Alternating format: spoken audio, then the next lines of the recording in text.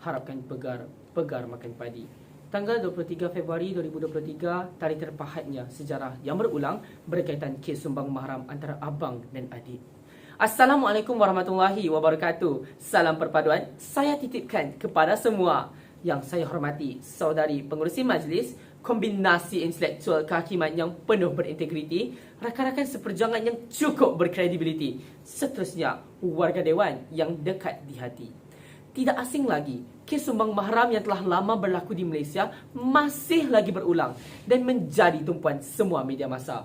Seringkali kita mendengar di berita, abang kandung merogol adik kandung, bapa melihat anak sendiri, dan lain-lain tajuk yang kurang enak didengari. Berdirinya saya dengan penuh iltizam ingin menyampaikan sebuah pidato yang bertajuk Sumbang Mahram Menggugat Kesejahteraan Negara. Tidak manis sebuah ucapan jika tidak memahami maksudnya. Menurut Kamus Dewan edisi keempat, sumbang mahram bermaksud perlakuan zina yang berlaku antara dua orang anggota terdekat dalam sesebuah keluarga. Menggugat boleh diartikan sebagai menggoncang, manakala kesejahteraan ditafsirkan sebagai keselamatan, kesenangan dan ketenteraman. Sudah terang lagi bersuluh, mauduk ini wajar dititik beratkan bagi menjamin keharmonian negara, lantas melahirkan rakyat yang bermoral. Persoalannya, apakah kesan-kesan yang akan berlaku jika sumbang mahram masih berleluasa pada zaman moden ini? Warga dewan yang berbisi, kita teruskan dengan gerak kerja yang pertama, iaitu kesihatan terjejas, produktiviti terbatas. Umum mengetahui bahawa sumbang mahram mendatangkan banyak impak negatif kepada seseorang individu. Kesihatan yang ini aspek yang paling penting dalam kehidupan seseorang akan terjejas hanya kerana kegiatan sumbang mahram. Hadirin hadirat, bayangkan jika kita tidak mampu untuk melakukan segala aktiviti termasuk hobi disebabkan oleh masalah kesihatan. Tamsilnya, seorang bapa yang tidak mampu bekerja bagi menanggung keluarga. Seorang pelajar yang tidak dapat menghabiskan sesi persekolahan bersama rakan-rakan. Bukankah ini menjadi satu mimpi buruk bagi setiap individu? Bagi sudut kesihatan fizikal, My Health Government telah mengeluarkan kenyataan bahawa mangsa akan mengalami kegatalan di bahagian kemaluan, sakit ketika membuang air kecil dan lebih merisaukan, kegiatan sumbang mahram boleh mendatangkan kehamilan luar nikah.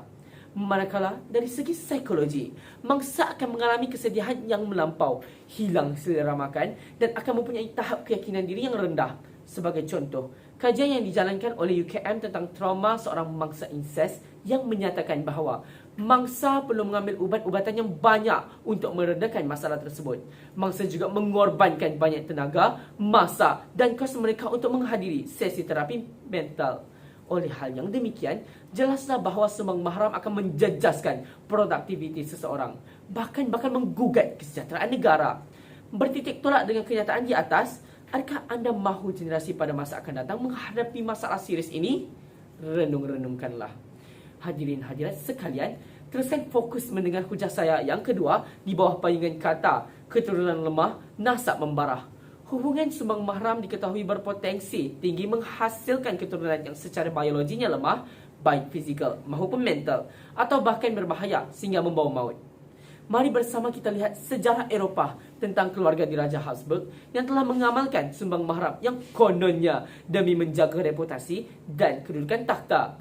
Mereka tidak cakna akan unjuran negatif perbuatan tersebut. Justifikasinya, mereka tanpa sedar telah mewujudkan pelbagai penyakit genetik dalam keturunan. Sebagai contoh, hemofilia, ketidaksuburan dan rahang Habsburg. Jangka hayat mereka juga amat singkat akibat penyakit yang dihadapi daripada keturunan ini. Hal ini demikian telah terbukti apabila dunia pernah digemparkan dengan seorang bayi lelaki yang dilahirkan di Uzbekistan dipercayai hasil hubungan sumbang mahram meninggal dunia beberapa jam selepas kelahirannya kerana masalah genetik. Jika kita dapat lihat daripada perspektif yang berbeza, faktor keturunan yang lemah juga mampu menggugat kemajuan negara. Kegiatan sumbang mahram yang mendatangkan masalah genetik dalam keturunan akan menjadi penghalang kepada kemajuan negara pada masa hadapan. Maka, sudah terang lagi bersuluh, sumbang mahram menjadi penyumbang utama kepada rosaknya sesebuah keturunan dan sekaligus menghalang kemajuan negara.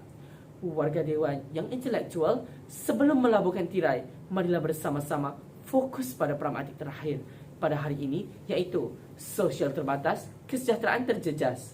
ada dalam kalangan masyarakat kini memandang enteng terhadap kegiatan sumbang mahram. Walhal mereka tidak menyedari betapa besarnya impak yang dilalui oleh mangsa akibat perbuatan tersebut.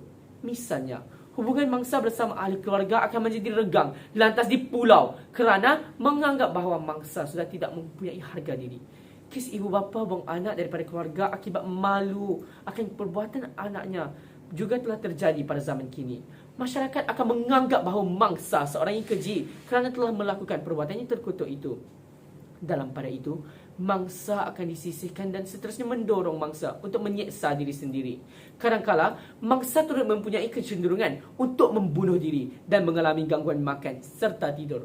Tambahan pula, mangsa boleh bersikap agresif dan bertindak tanpa berfikir dahulu. Hal ini demikian mampu menjurus kepada kes mangsa mencederakan seseorang. Dalam meniti arus kemodenan ini, aspek sosial perlu dijaga dan diberi keutamaan agar visi dan misi negara dapat dicapai. Di sini dapat saya simpulkan bahawa sumbang mahram akan meruntuhkan proses sosialisasi seseorang individu. Ahli Dewan yang disegani, izharlah bahawa sumbang mahram merupakan suatu perbuatan yang mampu menghancurkan bukan sahaja kesihatan, malah reputasi dan maruah seseorang. Terbukti sudah sumbang mahram ini bahkan mendatangkan pelbagai implikasi yang buruk dan semestinya negatif buat setiap individu. Gejala sumbang mahram bukanlah suatu perkara yang dianggap biasa dalam masyarakat kita. Adakah kita ingin duduk dan lihat sahaja kes sumbang mahram meningkat hari demi hari? Natijahnya, marilah bersama-sama menggambling tenaga, membentras kegiatan sumbang mahram daripada terus berleluasa, bahkan meruntuhkan keharmonian negara. Sesungguhnya, sumbang mahram menggugat kesejahteraan negara. Sekian, wabillahi taufiq wal hidayah. Wassalamualaikum warahmatullahi wabarakatuh.